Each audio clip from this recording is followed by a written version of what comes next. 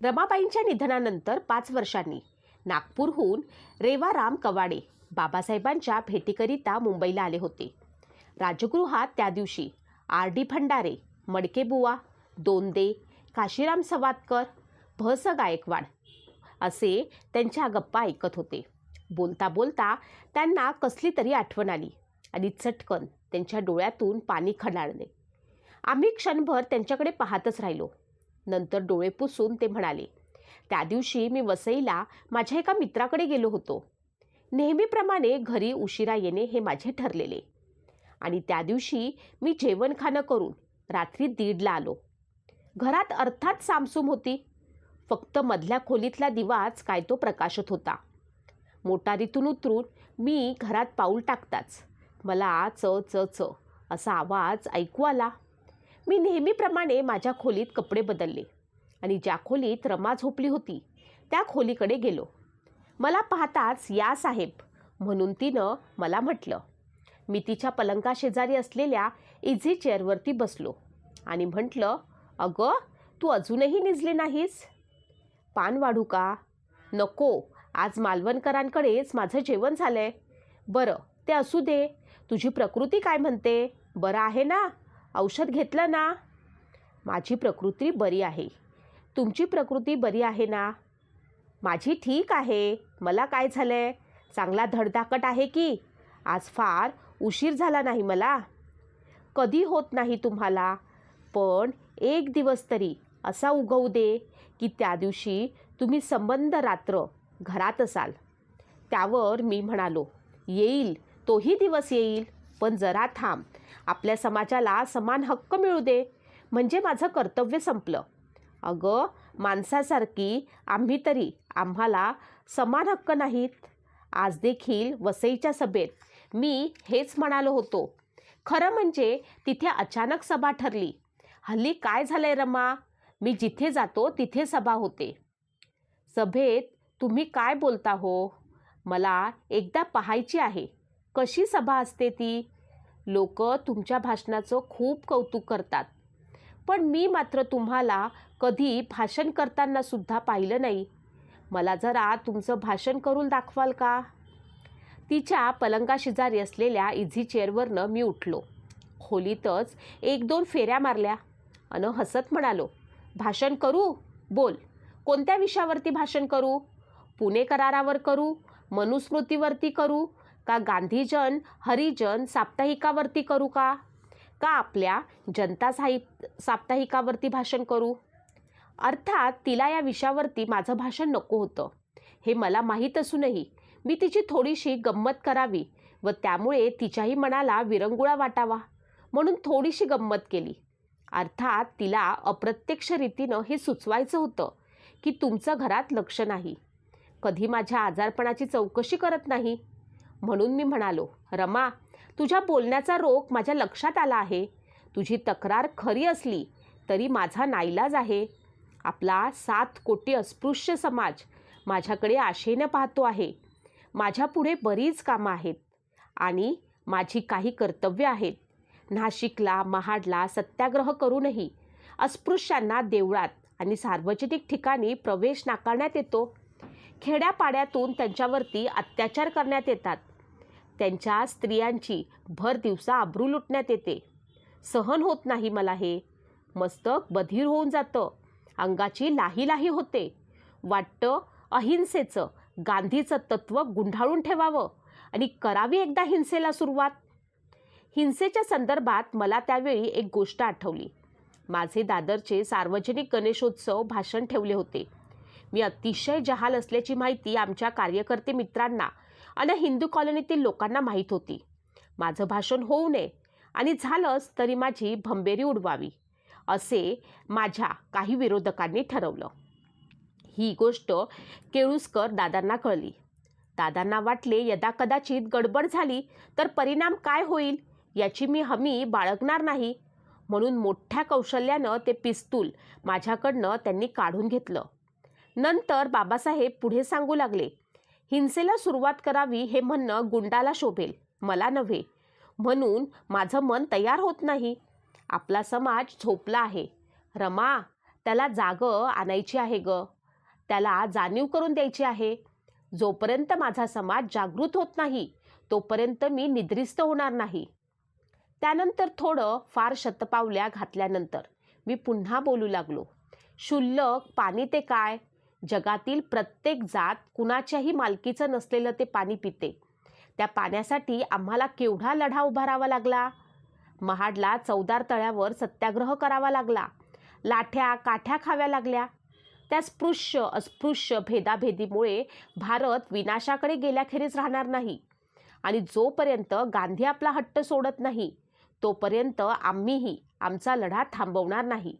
आमची भूमिका स्पृश्य हिंदूंना पटली आहे. प्रबोधनकार ठाकरे, राव बोले यासारखे स्पृश्य हिंदू आपल्या हातांनी महारांना पाणी पाजतात. दोंदे मास्तर, चित्रे, प्रधान, कवळी वगैरे स्पृश्य हिंदू माझ्याबरोबर काम करतात. पण काँग्रेसमधील काही स्पृश्य हिंदू आणि सनातनी हिंदू मनुस्मृतीलाच कवटाळून बसले आहेत. क्षणभर थांबून मी म्हणालो, शिवाय रमा, कसं सांगू तुला? लोक मला निर्दय, उग्र, मग्रूर, क्रूर समजतात. पण मी किती भावनाप्रधान माणूस आहे हे माझे मलाच माहीत. तसं म्हटलं तर समाजकार्यातूनही मला वेळ मिळतोही. पण जेव्हा वेळ मिळतो तेव्हा माझ्या डोक्यात तुझे विचार सुरू होतात. आणि रमा, घराचे विचार सुरू झाले म्हणजे मी खूप अस्वस्थ होतो. काय करावं ते मला सुचत नाही. अशा वेळी रिकाम्या डोक्यात नको तेच विचार येत असतात. घरात तू असतेस, शंकर असतो, लक्ष्मीबाई असते, यशवंत, मुकुंद, तुम्ही सर्वजण असता. पण मला हे घर सुनं वाटतं. सहज मनात विचार येतो की काळानं नेलेली आपली 4 मुलं आज असती तर. त्यातून राजरत्न, नकोच ती आठवण. माझ्या त्या भावनाप्रधान बोलण्यानं रमाच्या तोंडातून हुंदका आला. ती पलंगावरती उशी घेऊन मुळू रडू लागली. तिचे सांत्वन करीत मी म्हणालो, पाहिलंस रमा, केवळ आठवणीनं तुझ्या अश्रूंचे स्फोट होतात. पण मी माझे अश्रू आतल्या आत थोपवून धरतो ग. मी जेव्हा मोकळा होतो तेव्हा मला राजरत्न आठवतो. यासाठीच मी सतत या ना त्या कामात गुंतून राहतो. शक्यतो आपण कौटुंबिक पाशात अडकायचं नाही असे मी ठरवतो. तुझा त्यामुळे गैरसमज होत असेल. असं का म्हणता साहेब? तुमच्या भावना, तुमचं कार्य मला माहीत नाही का? पण असं वाटतं खरं एक दिवस तुम्ही घरात राहावं. त्यावर मी म्हणालो, ज्या दिवशी एखादा माणूस समाजाचा नेता होतो त्याचं दिवशी त्याचं घर सुटतं. मग सबंध देश हेच त्याचं घर. आज इथे तर उद्या तिथे. मला माहीत आहे की रमा, माझ्यासाठी तू खूप काही केलं आहेस. पण तुझी हौस मला पुरी करता आली नाही. मी लंडनला असताना घर चालवण्यासाठी तू वरळीच्या कोळीवाड्यात शेणाच्या गोवऱ्या थापित होती. हे जर मी आज या आलिशान राजगृहातून कुणाला सांगितलं तर ते कुणाला खरं वाटेल का? मी लंडनहून येणार म्हणून तुला चांगल्या नव्या लुगड्यासाठी बाळारामनं दिलेल्या पैशातून तू माझ्यासाठी धोतर जोडी, उशी, गादी, पाट एवढं खरेदी केलंस आणि स्वतः मात्र जुन्या लखतरात राहिलीस. हे मी कसं विसरू शकेन? तू स्वतःऐवजी सतत माझ्याच प्रकृतीची काळजी वाहिलीस. माझ्या प्रकृतीसाठी तू पूजा अर्चा, उपास तापास, अधिष्ठानं करतेस. हे मला माहीत नाही का? रात्र पाहून तू जागून राहतेस. हे मला माहीत नाही का? तुझ्यासारख्या सुशील, ममताळू स्त्रीचा सहवास मला मिळाला हे माझं भाग्य आहे. गांधीसारख्या देशमान्य नेत्याच्या आणि सावरकरसारख्या क्रांतिकारकाच्या अंगावर वाघासारखा गुरकारताना मी कधी घाबरलो नाही. कुणापुढेही मी माझं मस्तक नमवलं नाही. पण रमा, तुझं संबंध आयुष्य पाहिलं की मी नतमस्तक होतो. हे काय भलतंच बोलणं बरं. तू आजारी पडलीस म्हणजे माझं बाहेरचं लक्ष लागत नाही ग. कुठे भाषण जरी करीत असलो तरी मनात तुझेच विचार येतात. गांधीच्या उपोषणाच्या वेळी माझं म्हणणं ऐकण्यासाठी इंडियन मर्चंट चेंबर्समध्ये परिषद भरली होती. त्याचवेळी तू तापाने फणफणली आहेस हे मला कळलं. सभागृहात मदन मोहन मालवीय, वालचंद हिराचंद, राजेंद्र प्रसाद, सावरकर, सप्रे, अने, चिमनलाल सेटलवाड यासारखे महारथी मंडळी बसली होती. माझा घास घेण्यासाठी ती टपली होती. त्या सर्वांसमोर मी हिरिरीनं सामना देत होतो. पण डोक्यात फक्त तुझं आजारपण होतं गं. माझ्या चमत्कारिक अवस्थेत सापडलो होतो मी. एकाच वेळी 2 जीव बिछाण्यावरती तळमळत होते, एक गांधी आणि दुसरी तू. आमचं बोलणं चालू होतं. मधून तिच्या छातीत कळ मारून येत होती. डॉक्टरांना आणू का म्हणून विचारलं. तर आज नको, आज मला जितकं बोलणं ऐकता येईल तेवढं ऐकू द्या. आणि मग म्हणाली, साहेब, माझी एक इच्छा पूर्ण कराल का? एक का, तुझ्या अनेक इच्छा पूर्ण करण्याइतकी ऐपत आहे आज आपली. मला माहीत आहे, मी तुझ्या खूप इच्छा अपूर्ण ठेवल्या आहेत. तुला कधी मी सिनेमाला नेलं नाही, नाटकाला नेलं नाही, फिरायला नेलं नाही, कधी तुझ्या अंगावरती दागिना घातला नाही, कधी नवं लुगडं हौसेनं घेतलं नाही, आणि तू पण कधी हट्ट धरला नाहीस. रमा, बोल, काय तुझी इच्छा आहे? आपण उद्या पंढरपूरला जाऊया का? मला विठोबाचं दर्शन घ्यायचं आहे. मी क्षणभर थांबलो आणि नंतर म्हणालो, कुठे पंढरपूरला? नाही त्या घाणपाण्यात उभं राहून बॅरिस्टर आंबेडकर आणि तू त्या विठोबाचं दर्शन घेणार? मुळीच नाही. तुझ्यासमोर मी विठोबा उभा असताना पंढरपूरला जायचं कारणच काय? तुम्ही तर माझे दैवत आहातच, तरीही असं वाटतंय की पंढरपूरला. नंतर ती थोडी थांबली आणि म्हणाली, आता तुम्ही म्हणत असाल तर मला पण तशी आवश्यकता वाटत नाही. पण आज सकाळपासनं मला काय होतंय हे मलाच काही कळत नाही. मला आज सकाळी तुम्ही वसईला जायला निघाल्यापासून सारखं वाटू लागलं होतं, तुम्ही लवकर घरी आली नाही तर. हे बघ रमा, उगीच भलत्या शंका घेऊ नकोस. तुझ्या म्हणण्याप्रमाणे मी आलो की नाही? आपणही बराच वेळापर्यंत मनमोकळ्यापणाने बोललो की नाही? झोक बघू आता. खरे आहे, मी मनातल्या मनात तुम्हाला हाकच मारित होते. का कुणास ठाऊक आजची रात्र तुम्ही घरी असावं असंच सारखं वाटत होतं. आज मी ठरवलं तुमच्याबरोबर खूप खूप बोलावं, तुम्हाला डोळे भरून पाहावं. जितकी म्हणून तुमची मूर्ती डोळ्यात साठवून ठेवता येईल तितकी साठवून ठेवावी. पण अहो, यापुढे तुम्ही घरी लवकर याल ना? या उगाच रात्र रात्र कसले बाहेर राहायचं. समाजकार्य करताना घर नका हो विसरू.